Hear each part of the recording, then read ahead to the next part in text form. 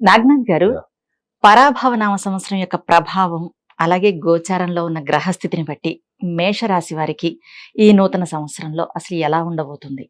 ముఖ్యంగా వీళ్ళకి విశ్వావసునామ సంవత్సరంలోనే ఏలినాటి శని ప్రథమ భాగం అనేది స్టార్ట్ అయింది. అవును. అయితే ఇప్పుడు కూడా అది కంటిన్యూ అవుతుందా? అంటే వీళ్ళకి కొత్త సంవత్సరం కూడా ఏలినాటి శనితోనే ప్రారంభమవుతుందా? అవును. అదొకటి. అంటే వీళ్ళ వృత్తి, వ్యాపార, విదేశీయానం అంటే ఇటువంటి విషయాల్లో అసలు ఈ కొత్త సంవత్సరంలో వీళ్ళకి ఏ విధంగా ఉండబోతుందంటారు? ఖచ్చితంగా మాధవి గారు, హిట్ టీవీ ప్రేక్షకులందరికీ కూడా పరాభవనామ సంవత్సర శుభాకాంక్షలు. మాధవి గారు, చెప్పండి సార్. ఆ, విశ్వావసునామ సంవత్సరంలోనే అంటే ఎండింగ్ లోనే వాళ్ళకి మేషరాశి వాళ్ళకి ఏలినాటి శని స్టార్ట్ అయింది, ప్రథమ భాగం స్టార్ట్ అయింది. అయితే ఈ సంవత్సరం ఆది నుంచే అంటే అది కంటిన్యూ అవుతుంది కాబట్టి వాళ్ళకి ఈ పరాభవనామ సంవత్సరం ఆది నుంచే వాళ్ళకి ఏలినాటి శని ప్రభావం ఉంటుంది. ఓకే. సో ఏలినాటి శని ప్రభావం ఉంది కదా వీళ్ళకి. మరి ఏలినాటి శని ప్రభావం ఉంది కదా, మరి ఇది ప్రథమ భాగం కదా. జనరల్ గా ఆఖరి భాగంలోనే శని అంతా కూడా మేలు చేస్తాడు, ప్రథమ భాగంలో చాలా లాగేసుకుంటాడు, ఏ పని కానియకుండా చేస్తాడు, ఏ కార్యం మొదలెట్టినా దాంట్లో జాప్యం, డిలే, పోస్ట్ పోన్మెంట్, ఫ్రస్ట్రేషన్ అన్ని తీసుకొస్తాడు. ఒక క్రమశిక్షణలో ఒక పద్ధతి ప్రకారంగా ఉంటేనే ఫలితాలు ఇస్తాడు, సెల్ఫ్లెస్ గా ఉంటేనే ఇస్తాడు. ఇవన్నీ కూడా మనకి ఏలినాటి శని ప్రభావం కింద చెప్తారు జ్యోతిష్యంలో. అయితే నిజంగా గోచారంలో ఒక 30% మాత్రమే మనం గోచార ఫలాన్ని కన్సిడర్ చేయాలి ఫస్ట్. ఎందుకంటే ఇది కొత్త సంవత్సరం కాబట్టి మనము శుభం మాట్లాడుకోవాలి ఫస్ట్, అంటే రైటర్ సైడ్ మాట్లాడుకోవాలి. ఏంటంటే గోచార ఫలం కేవలం 30% మాత్రమే. మీ వ్యక్తిగత జాతకంలో శని స్థానం, మనం ఏలినాటి శని అనుకున్నాం కాబట్టి శని యొక్క స్థానం ఎక్కడ ఉంది, కేంద్ర భావాల్లో ఉందా, కోణ త్రికోణాల్లో ఉందా, మీ లగ్నానికి ఏం బలం ఉంది, వీటిని ప్రధానంగా చూసుకోవాలి. దశ, మహర్దశ, అంతర్దశ, భుక్తి అంతరాలు ఇవన్నీ కూడా వాళ్ళ ప్రశ్న భావాన్ని బట్టి విశ్లేషించుకోవాలి. సో గోచార రీత్యా చూసుకుంటే వీళ్ళకి ఖచ్చితంగా ఈ సంవత్సరం నేను ఒక టైటిల్ వాళ్ళకి ఇవ్వాలి. ఈ సంవత్సరం ఎలా ఉంటుంది అంటే ద ఇయర్ ఆఫ్ ట్రాన్స్ఫార్మేషన్. మేషరాశి వాళ్ళకి ఒక రూపాంతరం చెందేటువంటి సంవత్సరం ఇది. అంటే రూపాంతరం ఎప్పుడు చెందుతుందంటే, మనిషి ఎప్పుడు రూపాంతరం చెందుతాడంటే తన జీవితంలో ఏదైనా ఒక ఆశయాన్ని ఏర్పరచుకొని ఆ ఆశయ సాధనలో ఎటువంటి ఒడిదుడుకులు వచ్చినా, కఠినమైనటువంటి పరిస్థితులు వచ్చినా, చుట్టుపక్కల మనుషులకు సహకారం లేదు, మనం ఎన్ని రకాల ప్రయత్నాలు చేసినా మనం అక్కడి నుంచి ముందుకు వెళ్ళట్లేదు, అయినప్పటికీ కూడా ఆ డిటర్మినేషన్ వదలరు చూడండి. అలాంటి వ్యక్తులకే అది కఠినమైనటువంటి టైం. ఆ కఠినమైనటువంటి టైం ని కూడా కన్సిడర్ చేస్తూ ముందుకు వెళ్ళే వాళ్ళే రూపాంతరం చెందుతారు. రూపాంతరం చెందడం అంటే ట్రాన్స్ఫార్మేషన్ అయిన వాళ్ళు ఎప్పుడు కూడా వాళ్ళు గతాన్ని దృష్టిలో పెట్టుకోరు మేడం. గతం వాళ్ళకి గుర్తు కూడా ఉండదు, వాళ్ళు ముందు చూపే ఉంటుంది. మేషరాశి వాళ్ళకి జీవితంలో ఆశయ సాధన అన్నది మేషరాశి వాళ్ళకు ఉన్నట్టు ఎవరు కూడా. వాళ్ళ జీవితంలో ప్రతిదీ కూడా అంబిషన్, ప్రతిదీ కూడా ఒక టార్గెట్.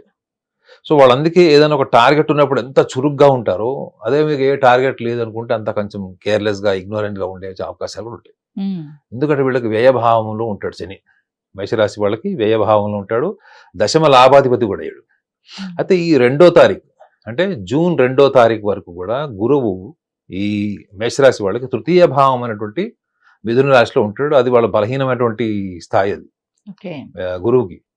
అయితే ఈ తృతీయ భావంలో ఉన్న వాళ్ళకి, మేషరాశి వాళ్ళకి గడిచినటువంటి అంటే వాళ్ళు లాస్ట్ ఇయర్ 2025 మే మాసం నుంచి ఏవైతే ప్రయత్నాలు చేశారో, ముఖ్యంగా విదేశీయానం లేదా ఉన్న రాష్ట్రం నుంచి ఇంకో రాష్ట్రానికి వెళ్ళి చేసేటువంటి ప్రయత్నాలు, అంటే అది ఎడ్యుకేషన్ కావచ్చు, విద్యకి, వ్యాపారానికి సంబంధించి కావచ్చు, ఉద్యోగ ప్రయత్నాలు కావచ్చు, అవన్నీ కూడా వాళ్ళకి పోస్ట్ పోన్ అవ్వడము, ప్రణాళికాబద్ధంగా వాళ్ళు ప్లాన్ చేసుకున్నా కానీ వాళ్ళకి అది సక్సెస్ కాకపోవడము, బ్యాంక్ లోన్స్ అప్లై చేసుకున్నా కాలేదు. చూడండి, ఇది ఇద్దరికి వర్తిస్తుంది, విద్యార్థులకి వర్తిస్తుంది. అంటే ఒక ప్లేస్ నుంచి ఇంకొక ప్లేస్కి వెళ్ళి చదువుకోవాలనుకునే వాళ్ళు, ఒక ప్లేస్ నుంచి ఇంకొక ప్లేస్కి వెళ్ళి ఉద్యోగం చేయాలనుకునే వాళ్ళు. సో జూన్ 2 నుంచి వాళ్ళకి రెడ్ కార్పెట్ ఉంటుంది. జూన్ 2 నుంచి రెడ్ కార్పెట్ ఉంటుంది. ముఖ్యంగా ఈ మేషరాశిలో ఉన్న వాళ్ళు ఒకవేళ భూములు క్రయ విక్రయాలు చేసేవాళ్ళు, రియల్ ఎస్టేట్ కావచ్చు, కన్స్ట్రక్షన్ ఇండస్ట్రీ వాళ్ళు కావచ్చు, లేదా ఎనీథింగ్, మనం మీడియేటింగ్ ప్రొఫెషన్ ఉంటుంది చూడండి, మధ్యవర్తిగా ఉండి, అది భూమికి సంబంధించింది, భూమికి లేదా ఇల్లు కన్స్ట్రక్షన్ కి సంబంధించింది, స్థిర ఆస్తులు, వీటికి సంబంధించిన వాళ్ళకైతే అసలు నిజంగా చెప్పాలంటే జూన్ 2 నుంచి 30వ తారీఖు అక్టోబర్ వరకు అద్భుతమైన టైం అది. ఎవరెవరికి భూములు, కన్స్ట్రక్షన్ ఉండే లైన్లో ఉండేవాళ్ళు, విద్యార్థులు, ఉద్యోగస్తులు, వీళ్ళు ఒక ప్లేస్ నుంచి ఇంకొక ప్లేస్కి వెళ్ళాలనుకున్న వాళ్ళు, ఒక ప్లేస్కి ఇంకొక ప్లేస్కి అంటే విదేశీయానం కూడా కావచ్చు. సో ఎవరైతే ఒక స్థానం నుంచి ఒక ప్లేస్ నుంచి ఇంకొక ప్లేస్కి ట్రై చేసుకోవాలనుకుంటారో వాళ్ళకి మాత్రం అది గోల్డెన్ టైం అది. అట్ ద సేమ్ టైం ఈ ఇసుక వ్యాపారం చేస్తారు చూడండి, మట్టి ఇసుక వ్యాపారం చేస్తారు, వాళ్ళకైతే అసలు చాలా ఆస్పీషియస్ టైం అది, అంటే చాలా మంచి టైం అని చెప్పచ్చు. అయితే ఎట్ ద సేమ్ టైం వీళ్ళకి వీళ్ళ గోచార రీత్యా కూడా చూసుకుంటే వీళ్ళకి లాభంలో రాహు ఉంటాడు. ఎప్పటి వరకు ఉంటాడు? డిసెంబర్ 8 వరకు ఉంటాడు. సో లాభంలో రాహు. అయితే వీళ్ళకి గతంలో గురువు వీళ్ళకి బలహీనమైనటువంటి స్థితిలో వక్రిలో మిథున రాశిలో కూడా ఉన్నాడు కాబట్టి వీళ్ళకి గడిచినటువంటి మనం 6 నెలల నుంచి 8 నెలల నుంచి వాళ్ళు ప్రయత్నాలు చేసిన వాళ్ళు, శని వల్ల ఒక 1-2 మంత్స్ నుంచి వాళ్ళు సఫర్ అవుతున్న వాళ్ళు, అంటే ఏలినాటి శని వల్ల కావచ్చు. వీళ్ళకి అటు గురుబలం లేదు, ప్రస్తుతం శని కూడా బలహీనంగా ఉన్నాడు గోచారంలో. అయితే రాహు వీళ్ళకి లాభంలో కూడా ఉన్నాడు. సో వీళ్ళకి రాహు లాభస్థానం నుంచి డిసెంబర్లో వాళ్ళకి మళ్ళీ వాళ్ళ రాశి రీత్యా చూసుకుంటే, మేషరాశి వాళ్ళ రాశి రీత్యా చూసుకుంటే దశమంలోకి వెళ్ళిపోతాడు. దశమంలో రాహు చాలా సెన్సేషనల్ అనమాట. అంటే మీరు ఊహించనివన్నీ కూడా మీ డోర్ ముందు పెడతాడు.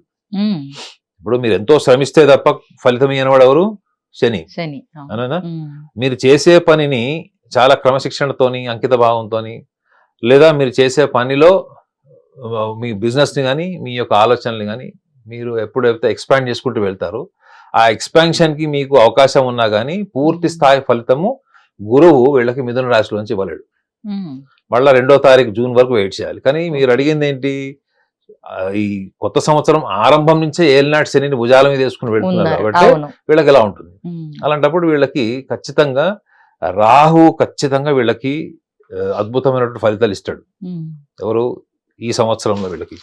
సో వీళ్ళకి పోస్ట్ పోన్ అయిపోయినవి, లాస్ట్ 8 months నుంచి డిలే అయినవి, ఫైనాన్షియల్ ఎక్స్పాన్షన్ లేనివి, గతంలో ఎన్నో బ్యాంక్ లోన్స్ ట్రై చేశారు, వాటికి అన్నిటి కూడా వీళ్ళకి ఫలితాలు రాలేదు అనుకుంటే మాత్రం ఈ ఖచ్చితంగా ఈ 2nd జూన్ నుంచి ఏవైతే టైం ఉందో, ముఖ్యంగా 30th అక్టోబర్ వరకు, సో ఈ టైంలో మాత్రం వీళ్ళకి ఖచ్చితంగా ఈ డెవలప్మెంట్ ఉంటుంది వీళ్ళకి. సో రాహువు కూడా సిగ్నిఫికెంట్లీ వీళ్ళకి డిసెంబర్ 8 నుంచి కూడా సెన్సేషన్స్ ఊహించనివి. ఇప్పుడు ఒక ఎమ్మెల్యేకి సడన్ గా మినిస్ట్రీ వస్తే ఎలా ఉంటుంది? ఒక ఎంపీకి మినిస్ట్రీ వస్తే ఎలా ఉంటుంది? ఒక ఎంపీ ఉన్నట్టుండి సడన్ గా ప్రధానమంత్రి అయిపోవడము, లేకపోతే ఒక ఎమ్మెల్యే సడన్ గా ముఖ్యమంత్రి అయిపోతే దాన్ని ఎలా భావిస్తారు ఎవరన్నా? అంటే మీరు ఊహించండి, ఎక్కువ కష్టం లేకుండా తక్కువ కష్టంతో మీరు ఎక్కువగా వాటి మీద బాగా మనసు పెట్టుకున్నప్పుడు మీ భావం ఏదైతే ఉంటుందో దాన్ని బలంగా పట్టుకుంటుందో అలాంటి వాళ్ళందరికీ కూడా రాహు ఫలితాలను ఇస్తాడని జ్యోతిష్యంలో ఉంటుంది. సో రాహు యొక్క ఫలితం మీరు 100 సార్లు ప్రయత్నం చేస్తే రానిది కూడా 4 ప్రయత్నాల్లో వచ్చేస్తాడని రాహు జ్యోతిష్యంలో ఉంటుంది. సో వీళ్ళకి ఒక రకంగా చెప్పాలంటే జూన్ 2 నుంచి గురుబలం ఎలా అయితే పెరుగుతుందో వీళ్ళకి, వాళ్ళ 30వ తారీఖు అక్టోబర్ నుంచి మళ్ళీ కూడా వీళ్ళకి పంచమ భావంలోకి వచ్చేస్తాడు గురువు సింహరాశిలోకి.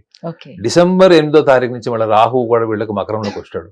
సో అన్ని యాంగిల్లో చూసుకుంటే కూడా వీళ్ళకి ఈ సంవత్సరంలో అద్భుతమైనటువంటి ప్రణాళికలు ఉంటాయి. ఆరంభం నుంచే వీళ్ళకి ఏలినాటి శని ఉన్నప్పుడు కూడా ఆరంభంలోనే చూడండి వీళ్ళకి గోచార రీత్యా కూడా వస్తుంటే శుక్రబలం ఉంటుంది వీళ్ళకి. అంటే మార్చి నుంచే కూడా శుక్రుడు మీనరాశి నుంచి మేషం నుంచి వృషభం నుంచి మిథునం వరకు వస్తాడు.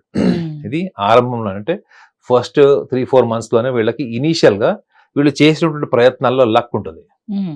మీరు ఏ ప్రయత్నం చేసినా కోరుకునేది ఏంటి మేడం? లక్ కోరుకుంటారు. హార్డ్ వర్క్, ఇంటెలిజెన్స్, ప్లానింగ్ అంతా ప్రతి మనిషికి ఉంటుంది, చాలా మంది. కానీ ఎంత మందికి, how many of them they attain luck? So ఈ లక్ ఫ్యాక్టర్ కూడా ఉంటుంది. ఒక రకంగా చెప్పాలంటే మేషరాశి వాళ్ళకి ఆరంభం అద్భుతం ఈ సంవత్సరం. ఆదాయం, వ్యయము, మనకి ఖర్చులు, రాజపూజ్యం, అవమానం అన్ని మనం ప్రణాళికలు వేసుకుంటాం, అది సంప్రదాయబద్ధంగా. కానీ ఆ ఆదాయము, వ్యయము, అవమానాలు ఉంటాయి చూడండి, అది అందరికీ అప్లై అవ్వవు. కానీ గోచారంలో గ్రహస్థితి ఆరంభంలో, ముఖ్యంగా ఈ మార్చి 19 నుంచి ఏదైతే ఉందో అది ఎంతవరకు మేషరాశి వాళ్ళకి అనుకూలిస్తుంది? వ్యయభావంలో కూడా శుక్రుడు ఉంటాడు వీళ్ళకి ఆరంభంలోనే. సో కాబట్టి మేషంలోకి వస్తాడు, మేషం నుంచి వృషభం స్వక్షేత్రంలోకి వస్తాడు. ఉమ్, స్వక్షేత్రంలోకి వచ్చాడంటే ధనస్థానం, వాక్స్థానం, వ్యవహార స్థానం, సప్తమ భావం. ఉమ్, అంటే ఏంటి, వివాహం కాని వాళ్ళు, పోస్ట్ పోన్ అయిపోతున్న వాళ్ళు, ఎంతో కాలంగా పెళ్లికి ప్రయత్నాలు చేస్తున్న సెట్ కాని వాళ్ళు, చాలా సందర్భాల్లో వాళ్ళు లోన్స్, కొంతమంది బ్యాంక్ లోన్స్ కి అప్లై చేస్తారు, పెద్ద పెద్ద లోన్స్ కి, వాటికి రాని వాళ్ళు, వీళ్ళందరికీ కూడా ఆరంభం నుంచే మేషరాశి వాళ్ళకి అద్భుతమైనటువంటి ఫలితాలు ఉంటాయి. ఉమ్, వీళ్ళకి కావాల్సిందల్లా ఏంటంటే, వీళ్ళు ఈ సంవత్సరంలో ముఖ్యంగా ఏలినాటి శనిని కూడా మనం ఇగ్నోర్ చేయలేం కాబట్టి అవును, వాళ్ళ వ్యక్తిగత జాతకాన్ని కూడా వాళ్ళు చూసుకోవాలి. ఒకవేళ వ్యక్తిగత జాతకంలో కూడా వాళ్ళకి కేంద్ర భావాల్లో ఉన్నాడు అనుకోండి, మేషరాశి వాళ్ళకి ఉమ్, లగ్న, చతుర్థ, సప్తమ, దశమ భావాల్లో ఉన్నాడు అనుకోండి, సో ఖచ్చితంగా వాళ్ళ ఎక్స్పెక్టేషన్స్ ఏవైతే ఉంటాయో ఆ ఎక్స్పెక్టేషన్స్ లో ఒక చిన్న సూచన అంటే, వీళ్ళు పెద్ద పెద్ద లోన్స్ కోసం వెళ్ళకూడదు. అంటే ఉమ్, దీర్ఘకాలంగా లోన్స్ కట్టుకోవాలి, ఈఎంఐ కట్టాలి, అవును, లేదా చాలా హై లెవెల్ ఇన్వెస్ట్మెంట్ మాత్రం వీళ్ళు ఇనీషియల్ గా, అంటే మార్చ్, ఏప్రిల్, మే, ముఖ్యంగా జూన్ వరకు ఉమ్, వీళ్ళు ఎక్స్పెరిమెంట్ చేయడానికి మాత్రం కరెక్ట్ టైం కాదు అది. ఓకే, ఒకవేళ వీళ్ళు సెకండ్ మ్యారేజ్ చేసుకునే వాళ్ళు, డివోర్స్ అయిన వాళ్ళు, భాగస్వామి ఒకవేళ కాలం చేసి సెకండ్ మ్యారేజ్ కి వెళ్ళాలనుకుంటే మాత్రం వీళ్ళకి ఖచ్చితంగా జూన్ నుంచి ఖచ్చితంగా వీళ్ళకి వివాహానికి సంబంధించినటువంటి అవకాశాలు, మళ్ళీ వాళ్ళ లైఫ్ లో మళ్ళా భాగస్వామితో నుండి వాళ్ళు మళ్ళా ఆ యొక్క మ్యారేజ్ లైఫ్ ని ఎంజాయ్ చేసేటువంటి సందర్భాలు కూడా వీళ్ళకి జూన్ నుంచి ఉంటాయి. ఉమ్, సో స్టార్టింగ్ లో ఇనీషియల్ స్టేజెస్ లో మాత్రం ఖచ్చితంగా వాళ్ళు గతంలో చేసిన ప్రయత్నాలు చూడండి మేడం, అంటే అవును, విశ్వావసునామ సంవత్సరంలో చేసిన ప్రయత్నాలు, కొన్ని వదిలేసినవి, కొన్ని ఇంకా రావు అనుకున్నవి కూడా వీళ్ళకి ఆరంభంలోనే దాని యొక్క కలర్స్ కనిపిస్తాయి వీళ్ళకి. So Okay. వీళ్ళకి ఆరంభంలోనే మేషరాశి వాళ్ళకి అద్భుతం ఉమ్, ఇనిషియల్లీ. Okay. సో ఈ ఇనిషియల్లీ నేను చెప్పా చూడండి, ద ఇయర్ ఆఫ్ ట్రాన్స్ఫర్మేషన్. అవును. ఇయర్ ఆఫ్ ట్రాన్స్ఫర్మేషన్ అన్నది కూడా వీళ్ళు ఒకటి గమనించాలి, ఏంటంటే వీళ్ళు తొందరగా అసహనానికి లోనయ్యి ఉమ్, అభిప్రాయాలు మార్చేసుకుంటారు. వీళ్ళు ఒకటి ప్రయత్నం చేస్తారు, అవును, ఆ ప్రయత్నంలో అది ఫలితం వస్తుంది, కానీ వీళ్ళు అనుకున్న టైంలో రాలేదనుకోండి, ఉమ్, అనుకున్న టైంలో అది సాధించుకోవడం కోసం వీళ్ళు రకరకాల ప్రయత్నాలు మాడిఫై చేస్తారు. ఓకే, సో నేను ఏమని చెప్పాను ఇందాక, ఈ పరాభవనామ సంవత్సరము ఒక సవాల్. ఉమ్, పరాభవనామ సంవత్సరం అన్నది మీ ముందు నిలబడినట్టు ఒక ఛాలెంజ్ మాత్రమే కాకుండా ఒక టఫ్ టైం కూడా. ఉమ్, సో మీరు మీ బుద్ధిని మీరు ఎప్పటికప్పుడు మాడిఫై చేసుకొని ఎప్పటికప్పుడు మీరు అనుకున్న దిశగా ప్రయత్నాలు చేయడం అన్నది మీ వైపు నుంచి మాత్రమే మీరు ఆలోచించకూడదు. అక్కడ సందర్భం, ఉమ్, కాలాన్ని కూడా దృష్టిలో పెట్టుకోవాలి. ఓకే, సో మేషరాశి వాళ్ళు పెంచుకోవాల్సింది ఏంటి, ఎప్పుడు జూన్ 2 వరకు సహనం పెంచుకోవాలి. ఉమ్, 1-2 సార్లు ఒపీనియన్స్ తీసుకోవాలి, సెకండ్ ఒపీనియన్, ఫస్ట్ ఒపీనియన్ కూడా తీసుకోవాలి వీళ్ళు. సో ఆరంభంలో వచ్చేటువంటి లక్ ఫ్యాక్టర్స్ ని వీళ్ళు చేతులారా, వీళ్ళ నిర్ణయాల ద్వారా, మనసులో మానసిక సంఘర్షణ వల్ల ఉమ్, ఊరికి అభిప్రాయాలు మార్చుకోవడం కూడా అది ప్రతికూలమైనటువంటి వాతావరణాన్ని సృష్టించే అవకాశం కూడా ఉంటుంది. సో కాబట్టి ఓవరాల్ గా వీళ్ళకి ఈ సంవత్సరం మాత్రం అద్భుతమే అని చెప్పాలి. The year of transformation, the year of sensations. sensations. So వీళ్ళు Okay. ఊహించని ఫలితాలను కూడా విద్యార్థులకి ఉమ్, ముఖ్యంగా చెప్తున్నాను, విదేశాల్లో చదువుకోవాలనుకున్న వాళ్ళు, లేదా ఒక రాష్ట్రం నుంచి ఇంకో రాష్ట్రానికి వెళ్ళాలనుకునే వాళ్ళు, విద్యార్థులకి, ఉద్యోగస్తులకి, భూమి ఉమ్, లేదా కన్స్ట్రక్షన్ ఇండస్ట్రీలో ఉన్నవాళ్ళు, భూమిని అమ్మేవాళ్ళు, ఇసుక వ్యాపారం చేసేవాళ్ళు, మట్టి వ్యాపారం చేసేవాళ్ళు, ఈవెన్ బంగారం వ్యాపారం చేసేవాళ్ళు, okay. వీళ్ళందరికీ చూడండి మీరు ఆరంభం నుంచి ప్లస్ జూన్ 2 నుంచి ఉమ్, అద్భుతమైన ఫలితాలు వస్తాయి. ఓకే, విదేశీ అన్న వారికి ఎలా ఉంటుందండి? ఖచ్చితంగా విదేశాలకు వెళ్ళాలనుకునే వాళ్ళు ఉమ్, గతంలో విపరీతంగా ప్రయత్నాలు చేశారు కానీ కాలేదు, అవును, బ్యాంక్ లోన్స్ ప్రాబ్లమ్స్ వచ్చినాయి, వీసా ప్రాబ్లమ్స్ వచ్చినాయి, ఉమ్, వీసా వచ్చి అక్కడికి వెళ్ళిన తర్వాత జాబ్ రావట్లేదు, డిలే అవుతున్నాయి, ఒక కంట్రీ నుంచి ఇంకో కంట్రీకి ఎక్స్పెరిమెంట్ చేయాలనుకున్నారు, ఉమ్, ఖచ్చితంగా వీళ్ళకి సక్సెస్ఫుల్ ఇయర్ ఇది. Okay, okay sir. అయితే మేషరాశి వారికి ఏదైనా కష్టం వచ్చినా లేదా ఏదైనా నష్టం వాటిల్లినా వీరి ఆ కష్టకాలాన్ని ఎటువంటి బుద్ధి బలాన్ని ఉపయోగించి అధిగమించాలంటారు? బుద్ధిబలం అన్న పదం వాడారా? అవును. అఫ్ కోర్స్, ఎందుకంటే మేషరాశి వాళ్ళకి వాళ్ళ సమస్య అది మేడం. ఉమ్, అపారమైన తెలివితేటలు, మేధస్సు, ఊహాశక్తి, గొప్ప లక్షణాలన్నీ మేషరాశి వాళ్ళకు ఉంటాయి. ఓకే, కానీ లేనిది ఏంటంటే సహనం లేదు. ఉమ్, చిన్న చిన్న విషయాలకు కూడా అసహనానికి లోనైపోయి వీళ్ళకి ప్రెగ్నెంట్ ఆఫ్ థాట్స్ అంటారు. ఉమ్, అంటే వీళ్ళు అవును, ఒక పని చేసేటప్పుడు గర్భిణీ స్త్రీ లాగా అనమాట. అంటే ప్రెగ్నెంట్ ఆఫ్ థాట్స్ అంటే ఒక పని చేసేటప్పుడు మనకి 10 ఆలోచనలు ఉండొచ్చు, 4 ఆలోచనలు, వీళ్ళకి 100 ఉంటాయి.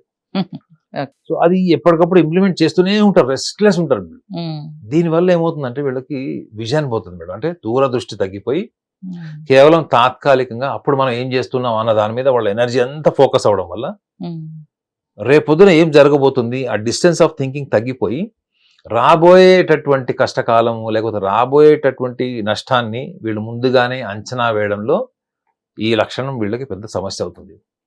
సో అందుకే చెప్పా కదా, వీళ్ళు ఎప్పుడు second opinion, third opinion. Of course ఒక 40 ఏళ్ళు దాటిన వాళ్ళు, 50 ఏళ్ళు దాటిన వాళ్ళలో ఎంతో అంత సహనం, సూక్ష్మ దృష్టి ఉంటుంది. బట్ మేషరాశిలో ఉన్నవాళ్ళు ముఖ్యంగా ఈ జీవితంలో ఏదైనా సాధించాలి, ఒక టార్గెట్ గోల్ అనుకున్నప్పుడు దానికోసం నిజాయితీగా కష్టపడడం వాళ్ళ యొక్క లక్షణం. అది ఎవరి మీద డిపెండ్ కూడా కారు. వాళ్ళు సలహాలు తీసుకుంటారు కానీ హార్డ్ వర్క్ వాళ్ళు చేస్తారు. కానీ ఇక్కడ ముఖ్యంగా ఈ సంవత్సరంలో వాళ్ళు చేయకూడదు ఏంటంటే ఫ్రీక్వెంట్గా ఒపీనియన్స్ మార్చుకోకూడదు. అభిప్రాయం ఎంతవరకు మార్చుకోవాలి అన్నప్పుడు ఆ అభిప్రాయం మార్చుకునే దాని యొక్క పరిణామాలు, తీవ్రత వీళ్ళకి అర్థమైంది మాత్రమే కాకుండా ఎదుటి వాళ్ళ కోణాన్ని, సందర్భాన్ని కూడా దృష్టిలో పెట్టుకొని నిర్ణయాలు తీసుకుంటే బాగుంటుంది.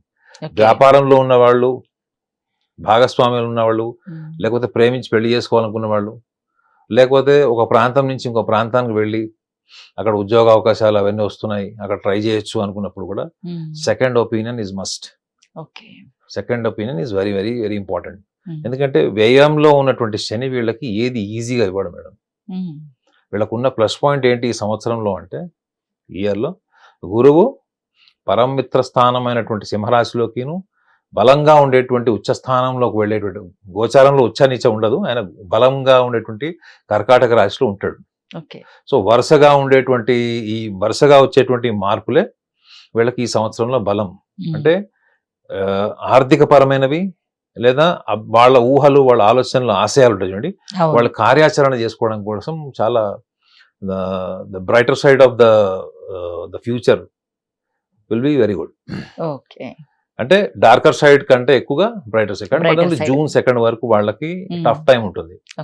లాస్ట్ 8 months నుంచి వాళ్ళు ఏవైతే ఎఫర్ట్స్ పెట్టారో ఆ ఎఫర్ట్స్ లో వాళ్ళకి రిజల్ట్ వచ్చిందా లేదన్నది ఈ యొక్క విషయంలో చూసుకోండి. మీరు ఎందుకు డిలే అయ్యారు, మీకు ఎందుకు పోస్ట్ పోన్మెంట్ జరిగింది, మీరు ఎందుకు గతంలో మీ ప్రణాళిక వర్కౌట్ కాలేదంటే కేవలం ఒకటి రీజన్ ఏంటంటే వీళ్ళకి స్థిరత్వం, బుద్ధి స్థిరత్వం ఉండదు. అది వాళ్ళని చేస్తుంది. ఎందుకంటే వ్యయంలో శని ఈజీగా ఏది చేయడు, ఏది ఇవ్వడు కూడా. మీరు ఇంకా లాస్ట్కి విసుగొచ్చి నాకు వద్దు అని వదిలేసుకుంటే అప్పుడు తెచ్చిస్తాడు. కానీ ప్రయత్నం మానదు. ఈ సంవత్సరం సారాంశం ఏంటంటే ఎన్ని ఫెయిల్యూర్స్ వచ్చినా మీరు ప్రయత్నం మానద్దు. మీ ప్రయత్నమే మీకు ఈ సంవత్సరం ఒక సవాలు. పరాభవము, మీలో మీరు ఓటమిని అంగీకరించకూడదు. ప్రయత్నం డిఫీట్ కింద తీసుకోకూడదు ఈ సంవత్సరాన్ని. దేని కింద తీసుకోవాలంటే ఓన్లీ ఫైట్ అండ్ ఛాలెంజ్ కింద తీసుకోవాలి. సో డిఫీట్ అంటే ఏమైపోతుందంటే మన జర్నీ అక్కడతో ఆగిపోయినట్టు. ఓకే, ఈ సంవత్సరం కోరుకునేది కూడా అదే, మీ జర్నీ ఆగిపోవాలని కోరుకుంటది. మన బుద్ధితో ఏం చేయాలి, నా జర్నీ ఆగదు, నా ప్రయత్నం ఆగదు. ఇది గనక వీళ్ళు ఫాలో అయితే మాత్రం ఈ సంవత్సరం యొక్క టైటిల్ ఏదవుతుంది పరాభవ నామ సంవత్సరం, వీళ్ళకి విజయాన్ని, గొప్ప గొప్ప సక్సెస్, విజయంతో పాటు వీళ్ళకి గుర్తింపు హోదా కూడా తీసుకొస్తుంది. కాబట్టి వీళ్ళు నిర్భయంగా ఈ చిన్న విషయాన్ని దృష్టిలో పెట్టుకుంటే మాత్రం ఈ సంవత్సరం వీళ్ళకి అద్భుతమే. ఓకే సార్, పరాభవనామ సంవత్సరంలో మేషరాశి వారికి ఏ విధంగా ఉంటుందనేది చాలా బాగా ఎక్స్ప్లెయిన్ చేశారు sir. Thank you so much.